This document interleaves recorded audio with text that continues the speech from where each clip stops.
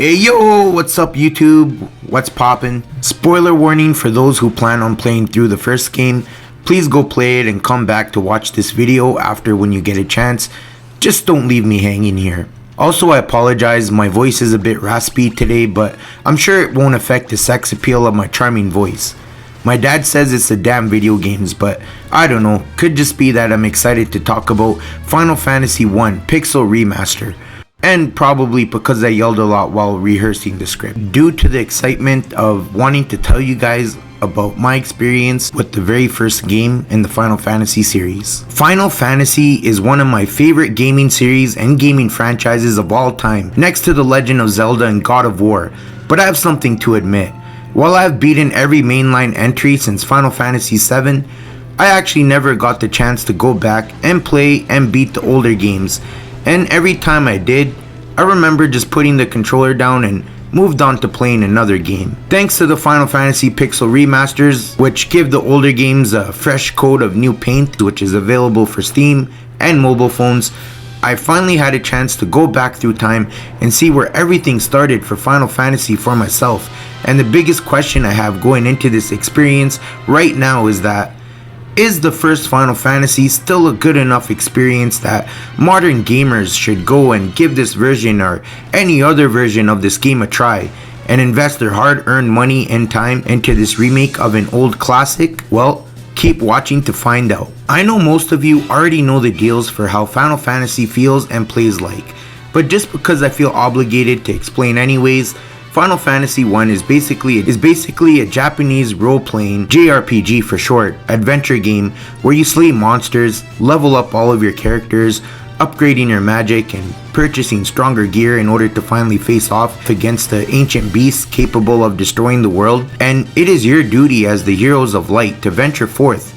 and save the world from total annihilation. What made the original game so special was that it was basically the closest you could get to playing a Dungeons and Dragons video game where you kill monsters and gain levels. Back then this was groundbreaking. And besides Dragon Quest, the first Final Fantasy pushed the JRPG genre to a whole nother level, and each game that released after the old games is expected to carry the weight and responsibilities of evolving the JRPG experience to new heights, especially in the modern video gaming industry where developers have to keep things fresh and exciting in order to not just sell tons and tons of copies, but in order to stay relevant in today's gaming landscape. Final Fantasy was created by the mastermind at Square, known at the time Hironobu Sakaguchi, but who knew he only had one chance to make a great video game for Square, because at first they didn't really trust nor appreciate Sakaguchi-san's vision for the role-playing genre of video games, and the higher-ups at Square didn't think that this project would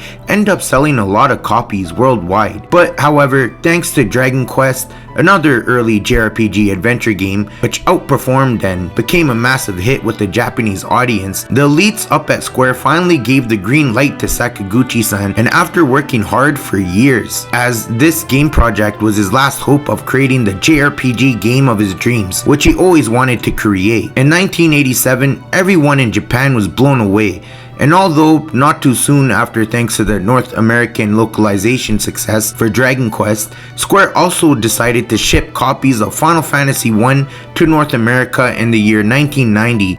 And thanks to Final Fantasy 1 selling like hot crack fresh off the project streets, the first game spawned an epic franchise which is so deeply loved by the fans and so well received and respected in the gaming industry that a franchise was born and came to be known as the Final Fantasy series. With every new entry in this franchise came a way bigger and deeper way of storytelling, deeper JRPG mechanics, and disgusting ancient monsters which stand in your way.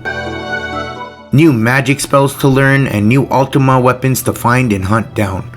While every game has its own unique lore and brand new set of antagonists and protagonists, at the heart of it all, the core story is usually always just a retelling of the first game's story, in which it is always centered around a group of kids who don't fit in but are destined and cursed to save the world from destruction.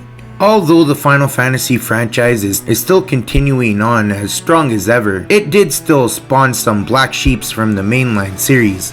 but it has always learned from its failures, and I believe that now is the best time to hop in and become a fan, as the future for Final Fantasy has never shined brighter than it is shining right now.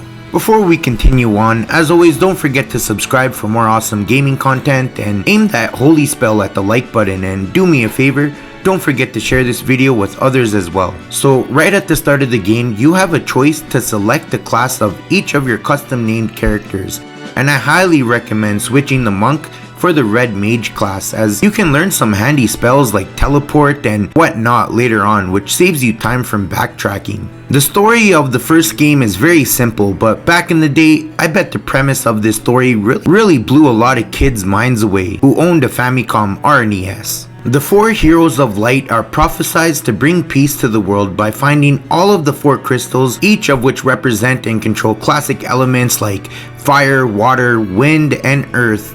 Each crystal stabilizes and helps control the said elements and protects the balance of the world. But thanks to the 4 evil fiends who have come out of nowhere just to go after and start attacking all of the dwarves, mermaids, and dragons, each of them have stolen a crystal for themselves and patiently guard as well as watch the chaos which starts enveloping the 3 continents. As the 4 heroes of light, you have to travel through dark, decaying, cryptic castles, visit the dwarf village, traverse across deadly isolated dungeons, and battle through waves and hordes of monsters and ancient beasts. And at the end of each dungeon, you are faced off with each of the dark fiends, and the reward for defeating each of the 4 fiends is a crystal which, once saved, restores the balance of the elements and stops each element from going out of control. The random encounter rate is so damn high in this game, like every few steps, just be ready for a challenge. Although this was a novelty back in the day, and I know that game developers and producers wanted to give the players more of a challenge due to people beating games easily and far too quickly and then never playing them again, but damn, ease up a little. Also, some of the random encounters can be challenging, but as you level up and get stronger and use that gil, which is the in-game currency in all of the Final Fantasy games, you can then use the acquired gil from surviving through all of the random battles to purchase stronger gear and weapons. And each town has a white and black magic shop, which is super useful, and I highly recommend level grinding early on just to have enough gil to purchase all of the magic spells in each of the new towns. Trust me, these spells will make the game way more easier and enjoyable. Oh, and also store up on a lot of antidotes and potions early on, and always make sure you keep a lot of items on you which can heal different status effects that the enemy has given to you during a random battle encounter. Now, the combat is still the same old school Final Fantasy which you love, but Square Enix also added a new addition to the gameplay in the Pixel Remaster. It added a new auto battle button function, which when used speeds up the combat and uses the last issued commands which you have chosen for each character, making grinding less of a chore in this version. I actually really appreciated this new feature a lot. Now, when traversing the overworld, sometimes it's so easy to get lost and not know what to do next. Yes, it has those early JRPG years and moments of crap, what do I do next, or who the hell am I supposed to talk to? I definitely recommend using a guide or a walkthrough for this game, especially if you are a brand new player, and some of the key items that you need in order to progress the story can be easily missed, especially if you aren't exploring each corner and room inside the many dungeons, which houses some really handy items and weapons and gears as well as loot. Oh yeah, and make note that whatever you do, make sure that once you reach the Mirage Palace, don't forget to search for the Admantite or Admint, depending on which version of the game you're playing. But nab this sucker, and after completing the Mirage Tower, go back to the dwarf village and talk to the blacksmith there to upgrade your sword and to the Excalibur, which is the second strongest sword in the game. The strongest sword, of course, is the Masamune, which deals a ton of damage. The pixel graphics don't look all that bad, I must admit. It does the job. Sure, it might not appeal to the hardcore fans who grew up with the original, but the graphics do look clean, especially when using magic spells, which have some amazing effects while they wipe out hordes of enemies off screen. Also, now you can move diagonally and also run in this version, which speeds up the gameplay a bit when walking around towns and exploring multi-layered dungeons. And man, the musical soundtrack in this game is hands down top notch. I just love jamming out to the music in this game. Square Enix really outdid themselves when it comes to the music here in this remaster. Damn, I just can't stop listening to it. The battle theme is still amazing even after all these years. Also, a new feature to the MP system, or at least going by the Pixel Remaster here, is that magic is split up, so you have a certain amount of times that you can use a spell from each column which represents the magic spell's level. For example, if you use a thunder spell from the level 1 column, it will only consume MP for the spells in the same column as it. But if you use the Thundaga spell, which is in the higher level of magic spells and in a separate column, it will only consume the number of times you can use those high level spells without affecting all of the other higher level and lower level magic spells. And you still have to be wise when it comes to selecting which type of magic level you need to use in order to conserve magic for an upcoming boss fight or for a difficult random encounter. After obtaining all of the 4 crystals, it's time to go back to one of the earliest dungeons in the game, known as the Temple of Chaos, where we once defeated Garland at the start of the game, and thanks to your newfound powers, you're able to travel 2,000 years into the past just to be faced off against Garland once again, who basically after his defeat and being confirmed as deceased, informs the 4 heroes of light that just as they defeated him and left him for dead, he had figured out a way to travel back in time. And thanks to him, he has just created a huge time loop which repeats itself over and over again, and it is in the past where he found the 4 fiends and commanded them to go back to the present timeline and to obtain each crystal in order to cause chaos and bring destruction onto the world. Garland was the best knight in Corneria. No, not that Corneria. I mean Garland's hometown, and damn, I believe that because man, the final boss fight was tough as nails for me. Honestly, each of the boss fights in this game were a joke. They took little effort to figure out and they go down very easily. The random encounters are harder than the boss fights themselves, but the final boss in this game is a whole nother beast. Thanks to the 4 heroes of light who have defeated each fiend, Garland was able to consume and absorb each of the fiend's power, granting him access to a godlike form, and becomes the final boss of the game, known as Chaos. During the final boss encounter, the difficulty meter really spikes up a bit, and I was not expecting a challenge. I had to bring my A game here. I was caught off guard, and I admit, I became a bit too cocky for my own good, and after 30 minutes of doing my best, keeping all of my characters alive, and using my hardest hitting spells and heaviest hitting attacks, I finally saw and witnessed Chaos evaporate into pure dust. Yeah, you're some god, eh? Fucking asshole. But yeah, this being the first game in this series, I gained a new level of respect for its origins, and damn, what an adventure this game truly was.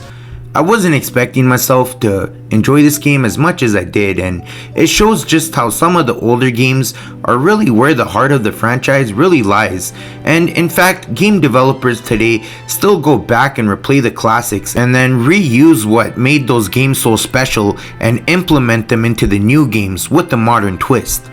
Breath of the Wild is another perfect example, as it is technically a reboot of the very first Zelda game on the NES, and the developers even took the first NES Zelda game engine in order to experiment on it while working on Breath of the Wild. My point is that as a gamer, you should never judge a book by its cover. Just because a game is old doesn't mean that it's not gold. You know what I mean? If you dig into the past sometimes, you may just find and experience a hidden gem or a jewel. Now the big question here is Final Fantasy Pixel Remaster worth your time and investment in 2022 and beyond?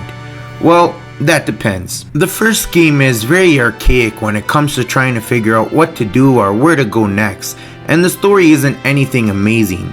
Plus, the high enemy random encounter rate is pretty damn high, so I can honestly only recommend this version and game to die-hard Final Fantasy fans who just want to experience and witness the birth of it all, or for gamers who enjoy old-school JRPGs. If you do end up deciding to play through this classic, honestly any version will do, as the other versions of this game are mainly the same and you can't go wrong playing any version that you pick, as long as the price isn't too steep. but thanks to the auto battle feature in the Pixel Remaster, it makes it a bit more modern and really speeds up the grinding quite a bit. As a modern JRPG fan, $16 including tax up on Steam, you really can't go wrong here, but there are a lot of other amazing great Final Fantasy games which are way better in scope and story and have way more immersive battle systems, but I'm still glad I played through the first game as it did deepen my appreciation of the series as a whole. But yes, I would only recommend this to fans or people who have a deep appreciation of old school JRPG games. Otherwise, go play the brand new Final Fantasy VII Remake, which is amazing, or any of the other games that came after Final Fantasy III. Each game has its own unique, brand new story and set of characters and summoning magic to obtain, so don't feel like you're going to end up missing out if you skip a number or two. And just real quick right here, Square Enix, if you're listening, why not release these games onto the PlayStation 4 or Nintendo Switch or Xbox? I mean, come on, like there's a lot of people that want to replay these classics, and I think that porting these games onto modern consoles is a great idea so that fans can re-experience the magic of the older games in a modern day and age. Also, if this or the other Pixel remasters weren't on Steam, there's no way in hell I would pay just to play on my cell phone. Like, come on, Square Enix. So with that said, I'm going to score Final Fantasy Pixel Remaster a 7 out of 10. If you ever beat the modern games and decide that you want to travel down through memory lane, this will be a decent time. Not bad at all. Just keep a guide or walkthrough on you and you're good. And plus, listening to the new soundtrack for this game is worth it, in my opinion. Well, that's it for today, folks. If you guys enjoyed this video and want to see more videos like this, then I recommend checking out my Final Fantasy VII Intermission DLC review, where you get to play as Yuffie and see my thoughts on that. Also, check out my God of War Ragnarok theory video as well. It's pretty cool and I recommend checking it out. Hope you enjoyed the video. Subscribe for more awesome gaming content from your boy Rogue, and keep on gaming, everyone. God bless Final Fantasy, God bless Hironobu Sakaguchi, and God bless to everyone who watched this video and gave it a thumbs up and a like. Next up, I will be taking a look at Shin Megami Tensei 5 and plan on doing a spoiler-free review for that game, as it is still fairly new, but as always, I will be in depth as possible and give you my honest opinions and review score and let you know if it is worth your time and investment. Until then, my YouTube fam, peace out my fellow gamers.